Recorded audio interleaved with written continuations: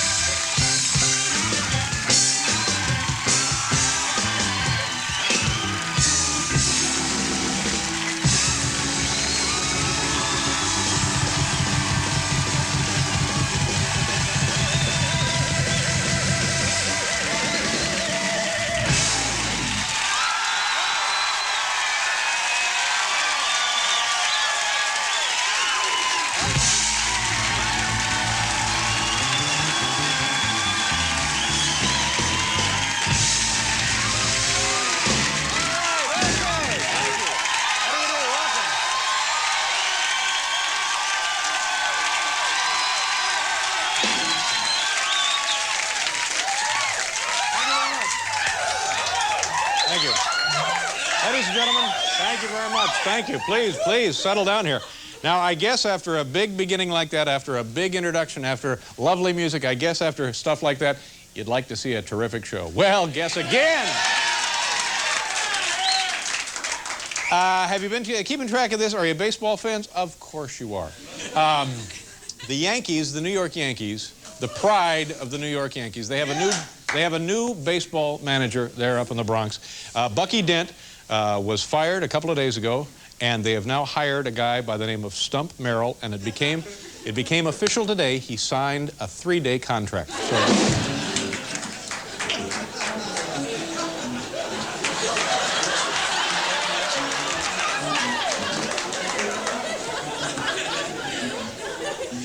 one of those private moments, ma'am?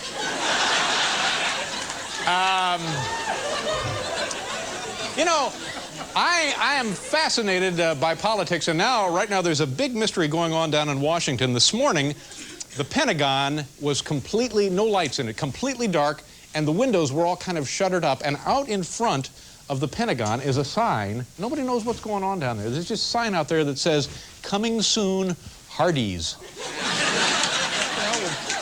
That hurts. The hell with...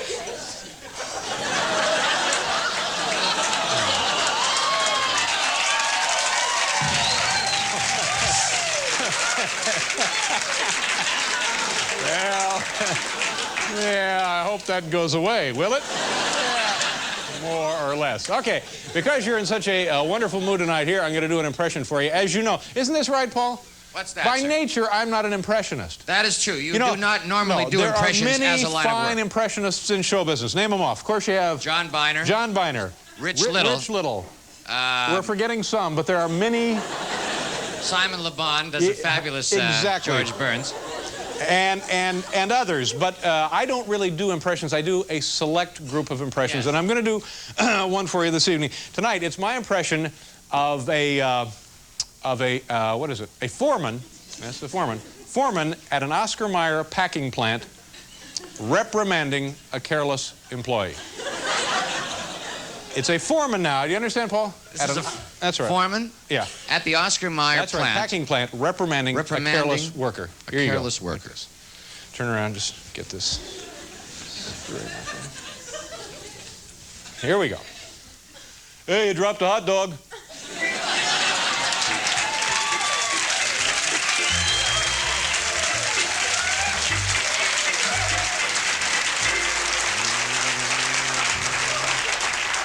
Hey, look at this show. Author Martin Amis is with us tonight. The lovely, the talented, the funny Carol Leifer is here. We have another installment of Stupid Human Tricks and...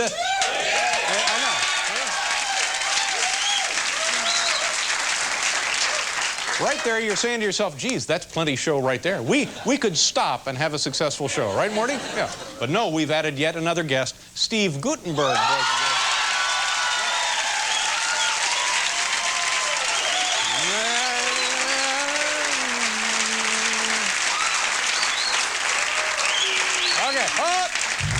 And we're going to begin the program tonight with some experimentation. You know, television is a wonderful tool, and it's been around now for 50 or so years, and many marvelous technological developments have come by the way of television experimentation. Tonight, ladies and gentlemen, we're going to show you the miracle of slow-mo, super slow-mo, all right? Some experimentation right here on the program, super slow-mo. First of all, it's like a small town is struck by a meteor. Bring in the small town, boys. Here's the small town right there. The small town. This will be the meteor. Thank you very much. Oh, man, is that hot? Yeah! Oh, God! Whoa! Of course, if it were a meteor, it would be quite hot, wouldn't it? Okay. We're going to now experiment with the wonders of super slow motion. Here we go. Small town. This would be Swit City, Indiana. Swid City. Yeah, here's the meteor coming from outer space. Here we go. Here you go. Take a look here in super slow-mo at the meteor striking Swit City, Indiana.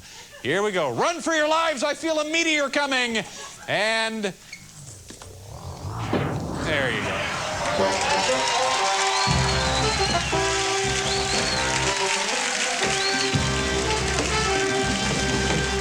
All right. We're just beginning. This is a piggy bank full of SpaghettiOs. Here we go. Oh, God.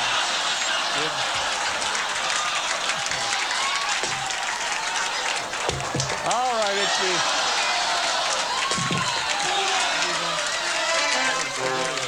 All right. Good. Could we have some garlic bread, please? All right, Hal. Turn on the super slow-mo. Here we go, the piggy bank. And once again, did we know and maybe, and there's the super slow-mo. Okay. All right. Now we're going to recreate for you the scene from The Natural where Robert Redford knocks one out of the park and into the lights out there.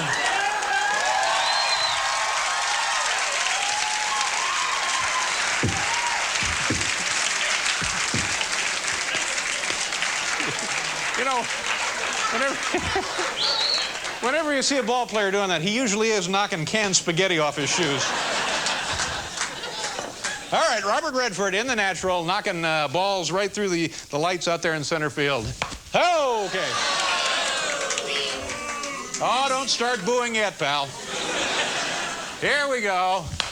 Oh, man. I'm telling you, that would have been a solid base hit in any park in America. There we go. Robert Redford in The Natural, right there. Oh. Okay. You know, don't be discouraged. It didn't work in rehearsal either. Oh! All right, I tell you what, let's come back to the Robert Redford recreation in a moment. Let's go on to the next super slow-mo. Don't worry. No.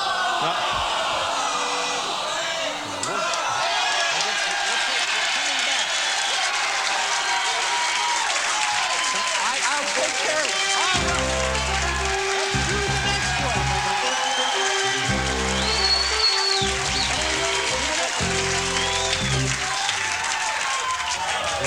I'll see. We're going to come back to that one, all right? We'll come back to that one, okay? There you go. We'll come back to that one. Right now, we're going to drop the cinder block through the 8 or 9 sheets of glass right here. Cinder block through the sheets of glass. Here we go. Here's the ladder. All right, the lovely ladder. And the cinder blocks. All right, the lovely goggles. Put on the goggles. Cinder block. Oh, don't hurt yourself. Okay. Oh my God. Okay. Here we go. Anton, are you ready? Cinder block through the sheets of glass. Here we go. Okay.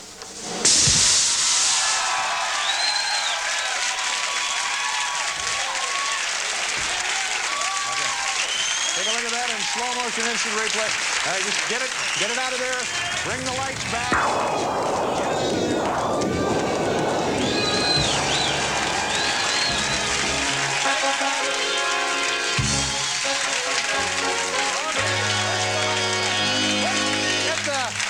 the lights back. Sure, bring the lights back.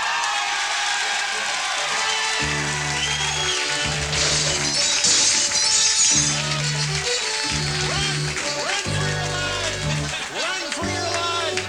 Okay, hurry, there, run, quick. Anybody on the field will be arrested. Here we go.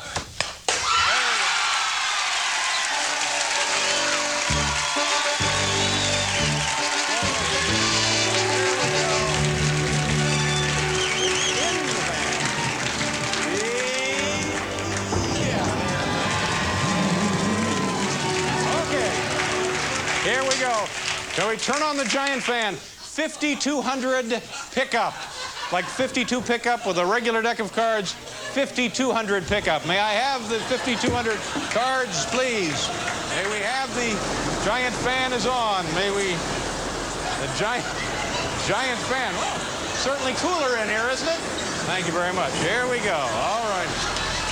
5,200 regulation playing cards.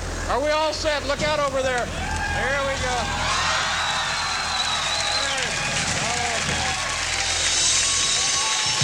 All right. Okay. Now, let's take a look at that and we see that again. Perfect. Lovely. Okay. Oh, my.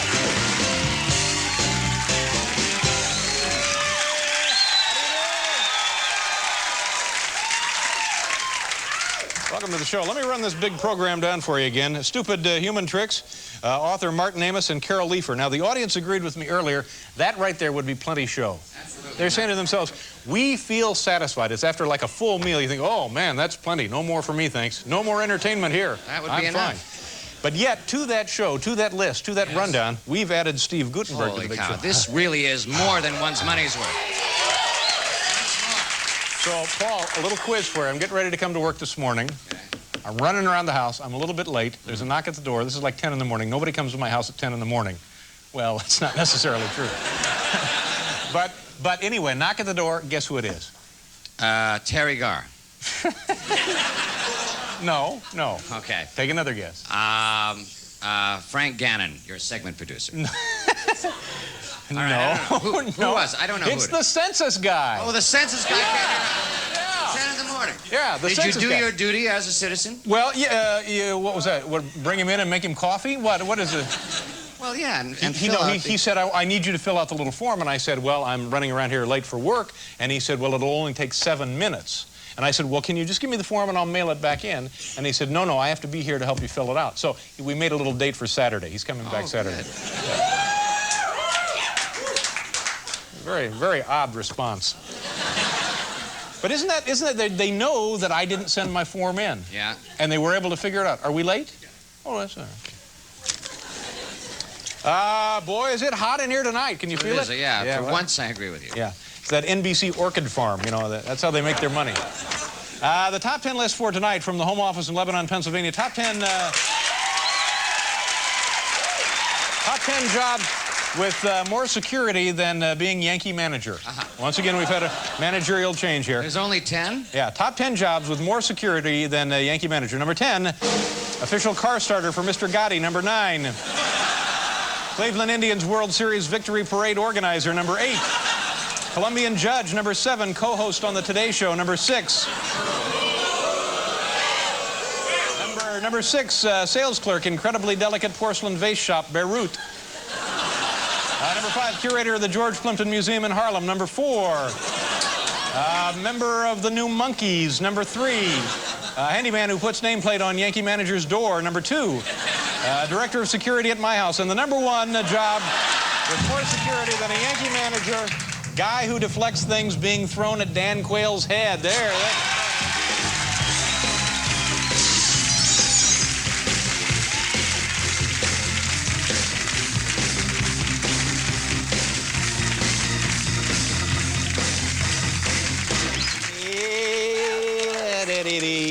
Our first guest is a popular actor whose films, listen to this list of films, by the way, Paul, include Dinger, Cocoon, and Three Men and a Baby. He is currently in... Dinger? I'm sorry, let me see that again. Diner. Ah. Films include Diner, I'm sorry. I have a spaghetti-o in my retina. He is currently and probably inevitably filming Three Men and a Little Lady. Ladies and gentlemen, here is Steve Guttenberg. Here.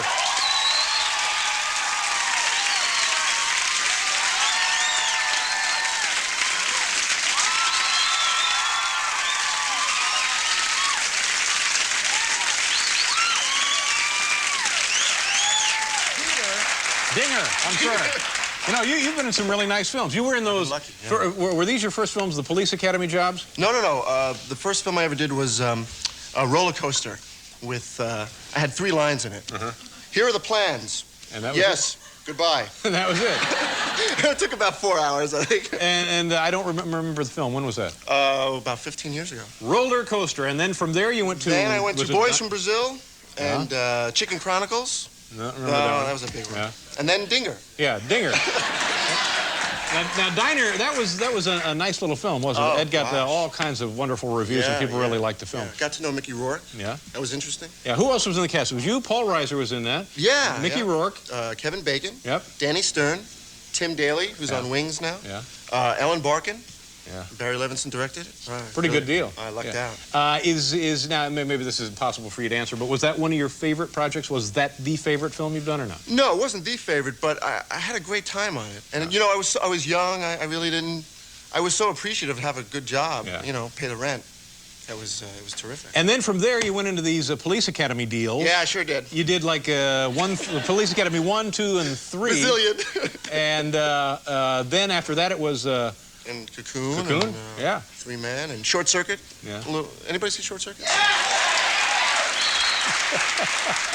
And then I did The Natural. Oh, no, that wasn't me. That was Robert Redford. Yeah, of course it was. But now, you know, for a young man in the film business, you've done a lot of work and some really nice things, too. Thank you. Let's see. Oh, and you're getting ready to do the remake of... the sequel. No, not the remake. The sequel, 3 Men and a Baby. 3 Men and a Baby with Ted Danson and... Tom Selleck. Tom Selleck, yeah. And this one actually is 3 Men and... And a Little Lady. All right, now explain this to us. What happens here? Well, we had so many letters about all those unanswered questions from the first one that it was our duty to do a sequel. It wasn't for the money. Come on. What were the unanswered questions? Why are these guys still living together? What is really going on here? I mean, you know. But we all had separate bedrooms. Yeah. And now the plot of this movie was one of you guys had actually fathered this child? Yeah, Teddy. Yeah, he did. Okay. He fathered, and then the 3 of us took on the responsibility of bringing her up. Now she's 5 years old. Same baby. She's come back. She's come back. She's 5 years old. And the mother has decided to bring her back, or what? She's living with us. The mother moves in. Yes, she moves in. So it's a sort of a strange family, and that's what the movie's about. This strange family. Then it breaks up. And, I gave it away. Now, is this going to be one of those things that's just going to go on and on like Rocky movies? Or are we going to have 3 Men and a cheerleader? On and on and on. So are you done filming this thing now? No, we're in the middle right now. Yeah. So this time you don't have to work with an infant. You get a little kid to work with. Little girl. Yeah. Cute. Robin Weissman, cute little girl. Yeah. She's bored already, I think. I think she's bored. I swear, I think she's bored with the show. The first couple of days, you know. That's not a good sign. No. I want to go home. Yeah. She wants to go home. Yeah. I say, but you know, she's a little kid. Sure. The fact is, you think you're working with an actress, and then you say, wow, petulant little actress, and you think, well, she's just a little kid. What does she know? Sure. Yeah, sure. But what if she reflects the attitude of the ticket-buying public? I'm in trouble. Yeah. I'm in trouble. I won't be back on the show. I just say. So what brings you back to New York? You're from Long Island? I'm from Long Island. You won't believe it. My hometown is naming a street after me. Wow, congratulations. Via Gutenberg. Yeah, Rue de Gutenberg. So the street you were born on in the house where you lived as a kid is now... No. The elementary school I went to was torn down, and there are developers developing a few houses and named one after me and one after a cop who died, Eddie Burns, who was a New York cop. Yeah. So this must be a very big honor for you. Oh, I'm so excited. Is your family still in that neighborhood? Yes, and my dad is saying, look, why buy a house on the street named Gutenberg? Why not buy the real thing? So he's like trying to get jacking out. up the price. He's trying to get out of the neighborhood He's trying to get out. Yeah. And He's trying to get out. What was life like for you as a kid there? I was growing a up? strange kid. If you were going to name the least likely to name a street after somebody, it'd be me. I was very superstitious. I used to wear in 6th grade, I wore the same sweater for 6 months. I was afraid, this is true, I was a very strange kid. I was afraid someone was going to die. someone in my family was going to die if I didn't wear this sweater every day. Now, where did you get that impression, and at what age? Because this is interesting. I was always superstitious. I don't know why. But you must have gotten it from someone. You must have gotten it from your folks or neighbors or teachers. I guess the fact that I only had one sweater might have done it. No, I don't know why. Yeah. I'm always superstitious. So you were tormented about life then as a kid? Oh, absolutely. I would check. It took me an hour and a half to go to sleep, checking the doors, the bed, the attic, you know, and then I would get into a mummy position with my covers. So if a boogeyman came in, you know, I only had this much. You couldn't see me. So. And were you ever, anybody ever do anything to you? Ever bust into the house or anything ever go wrong? No, I don't think so, no. No, my grandmother would be a little nuts sometimes, but I guess that wouldn't really count. And did your parents finally do something to snap you out of this, or did it just wear off? No, but no one died. The fact is, I wore the sweater and no one died for 6 months, so I thought everything was safe after. Are you still superstitious? I'm still superstitious. Yeah. Actually, I bring a little dog, a little ceramic dog my mother gave me, and I carry it. I actually brought it to New York, just to superstitious. Well, that's silly. I would love, you know, I would actually love, I'm still so superstitious that it takes me time to go to sleep. I have to arrange my shoes. It is silly, but I can't get out of it because I'm afraid, like, my luck will drop and I won't be in any movies. So now how does your wife respond to this behavior? Oh, she thinks I'm silly. Yeah, I would think so. She does, she just... when is the big film coming out? Is it soon? We're looking at a... Three Men comes out in Christmas time. Oh, the big Christmas holiday blockbuster. Yeah. All right. And plans for the summer? Summertime, I think we're going on vacation after we get shooting. We're done shooting. My wife wants to take me to places that I've never heard of, but Madonna has stayed at. Whoa! Man. Good luck. I mean, the 2 nights are like the price of my home. I swear, it's like... So you'll be a trip to Warren Beatty's house? Is that what we're talking about?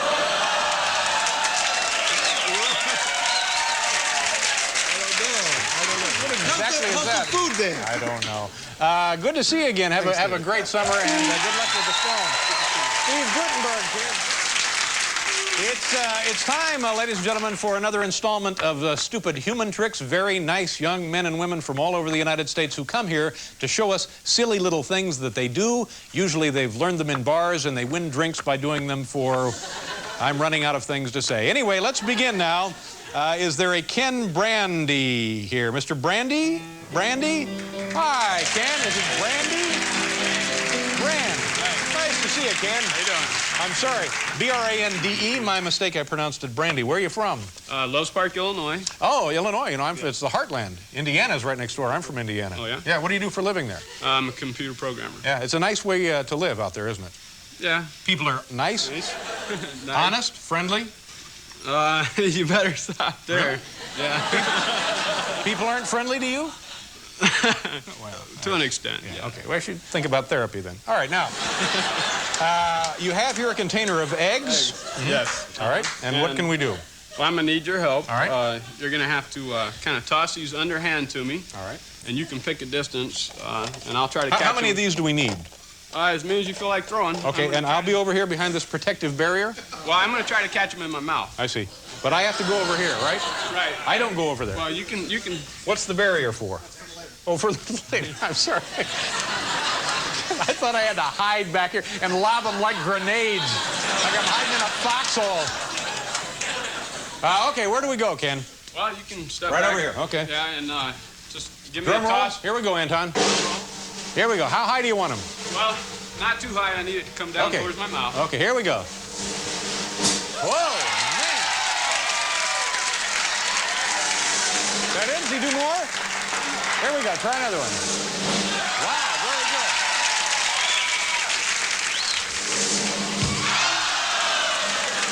Paul, here you go. Paul, try one. There you go. There you go.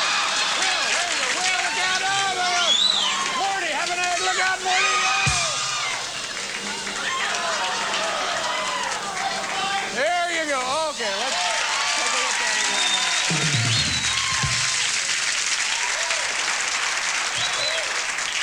Great. Nice job, Ken.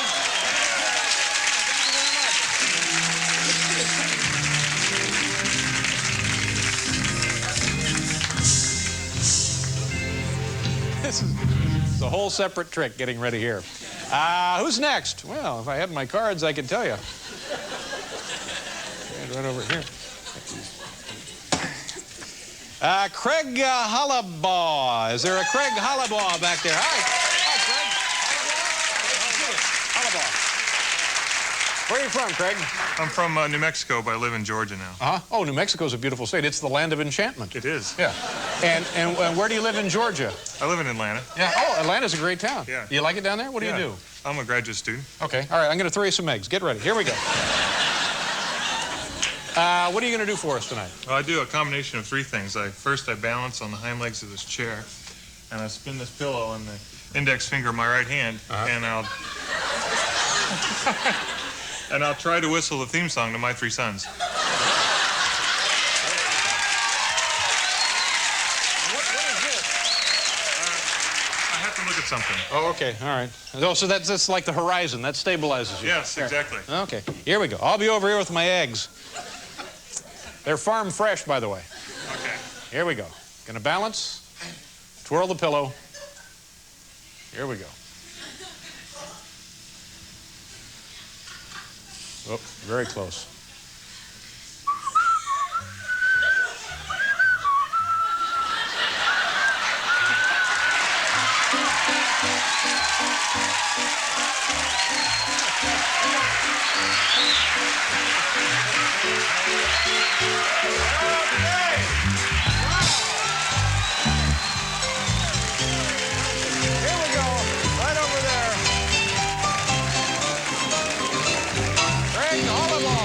Nice job, Craig. Thank you for coming up. Nice to see you. Yes,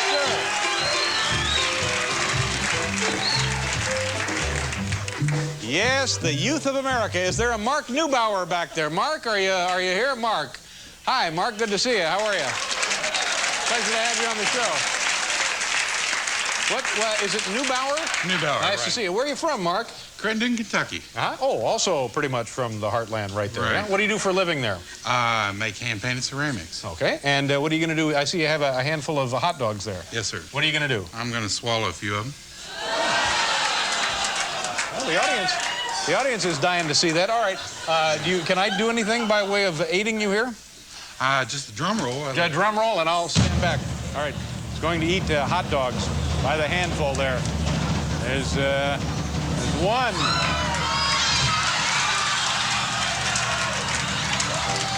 Man. Oh, my God.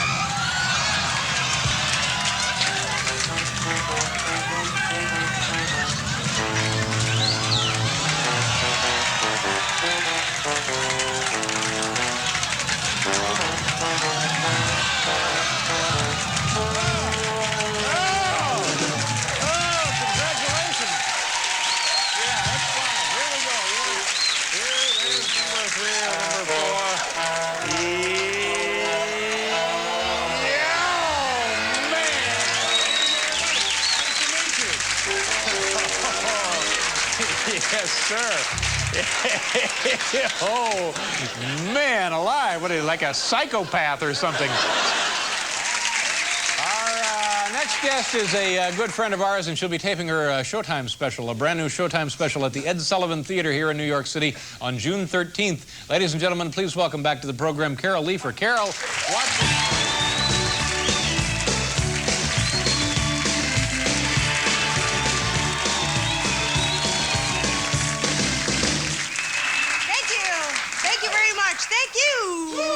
Thanks. Well, thank you. So this is it, stand-up comedy. I love doing this job, you know, and knock wood, it's been working out, because I was one of those kind of people, even when I had a regular job, I couldn't even, like, call it sick right. You know, I was like, hello? I can't come in today. I have scurvy. Went to college, though. Proud to say that. I went to school in the late 70s. Yeah, what a boring time to have gone to school, you know? Late 60s, civil rights, Vietnam. Late 70s, our campus protests were like, no more ho-hos in the vending machines. We want ding-dongs, we want ding-dongs. Pot, that was the big drug when I went to college. I, of course, didn't smoke pot, which made me ever so popular with the other young people. This is my impression of me at every party in college. Me at every party in college.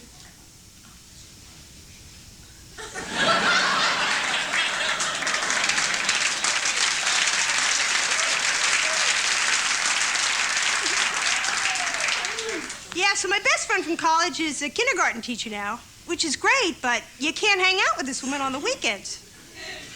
You go over her apartment, she's like, okay, how many of us would like a drink?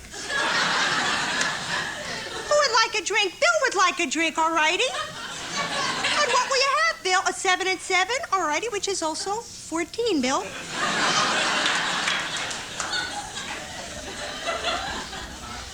Have you seen these Johnny Walker ads they have up around the city? Are these like so annoying? I love this one. He's crazy about my kid, and he drinks Johnny Walker. Gee, there's a winning combination. Oh, Timmy!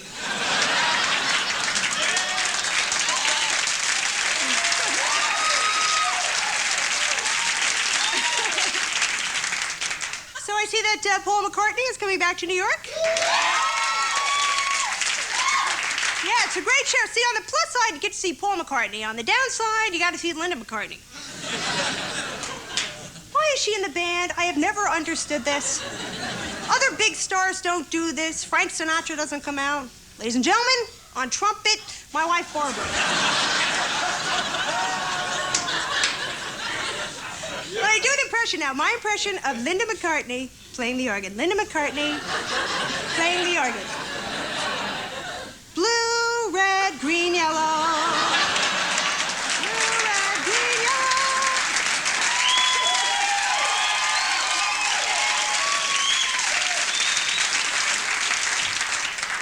But, yeah, Paul McCartney. Makes you feel your age, though, seeing Paul McCartney. Good things, though, about getting older. Get a little money, a little self-improvement, you know? A lot of women get these fake nails. Have you seen them, though, where they're, like, out to here? What is that about, you know? Sales girl by day, highlight player at night.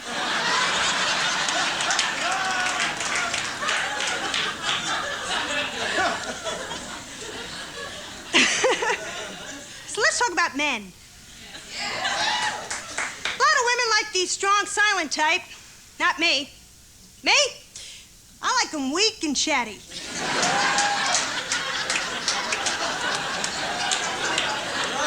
Weak and chatty, that's right. He's 99 pounds. I can't get a word in edgewise. I'm happy.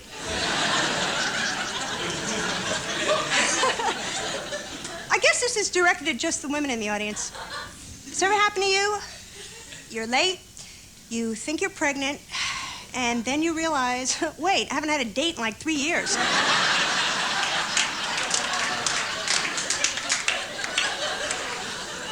Silly me. But it's the 90s. Condoms. Gotta use those condoms.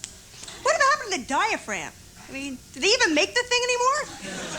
I know I got my diaphragm in the same drawer as my 8-tracks.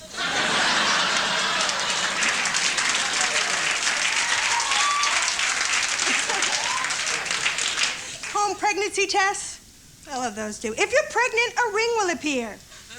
Well, why is that exactly? All sperm. Join hands. Our next guest is a best-selling author and journalist whose new novel is entitled London Fields. I have a copy of it right here. Ladies and gentlemen, please welcome the author, Martin Amis. Martin, are you here? Are you back there? Martin, pleasure to see you. Thank you for being here. Please have a seat, won't you? How you doing? Fine. Do you find yourself spending a lot of time in the United States these days? Not as much as I used to since I've had children. I see. How many kids do you have? 2. Yeah. Boy and girl? 2 girls? 2 boys? No, not the perfect family formation, but just 2 boys. Yeah. And is this the great thrill of your life, as everyone says? It's pretty good, yeah. Mind you, the people who do PR for children have done a very good job. I mean, every parent knows that each child is, in fact, heaven and hell at the same time, in the same package.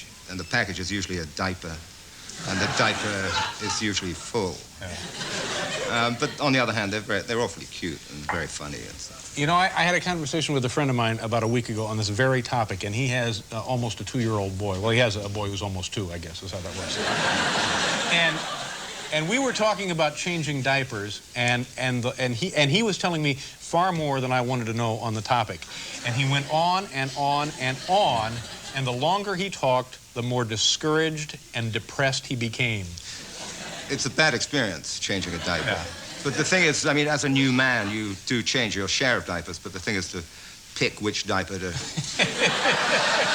I mean, if it's a nice little one, you change it. If the stuff is actually frilling the baby's neck, then you say to the wife, this is one for you.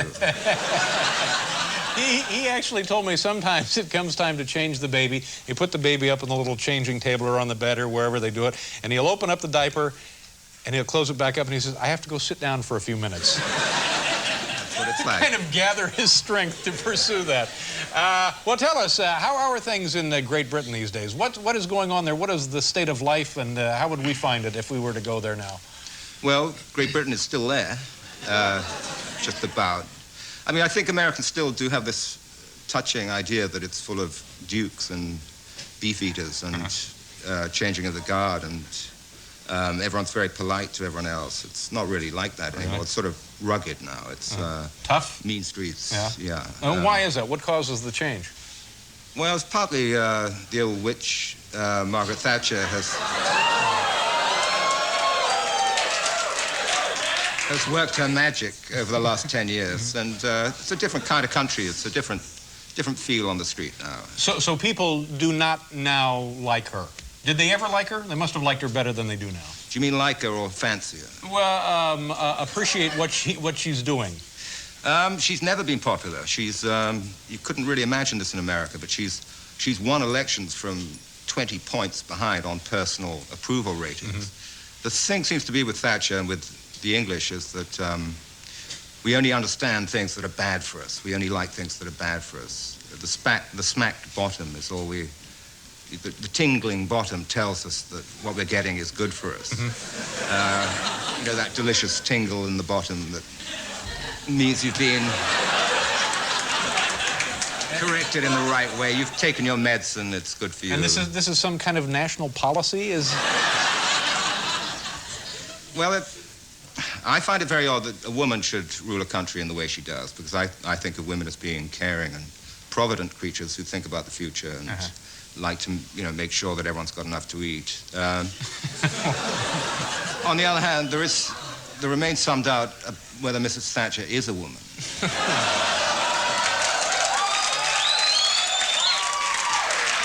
And at these summits she attends, I think there's a widespread anxiety that one day she's going to suddenly march into the wrong toilet.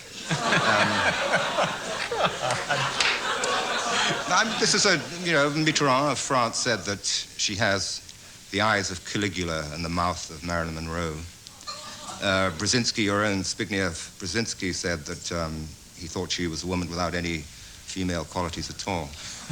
In fact, this is well known in England, she takes a lot of hormone pills. So in fact, she's toxic with estrogen.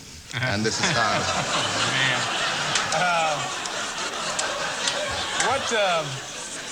What do you believe is the popular view the average citizen holds for the administration in this country, specifically our vice president? I'm a big fan of Dan Quayle. So I was down in New Orleans when he was unveiled. What